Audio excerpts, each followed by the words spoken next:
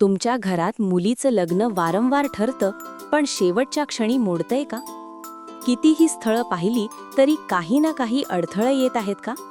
तर हा व्हिडिओ शेवटपर्यंत नक्की बघा, कारण आज मी सांगणार आहे स्वामी समर्थांचा असा उपाय जो अनेकांना उपयोगी पडला आहे. रोज 108 वेळा जप. दररोज सकाळी 108 वेळा म्हणा, ओम श्री स्वामी समर्थ. हा जप 21 दिवस न चुकता करा. 2. 11 गुरुवार दीप लावा. सलग 11 गुरुवार स्वामींच्या फोटोसमोर तुपाचा दिवा लावा. पिवळं फूल अर्पण करा. 11 वेळा तारक मंत्र म्हणा.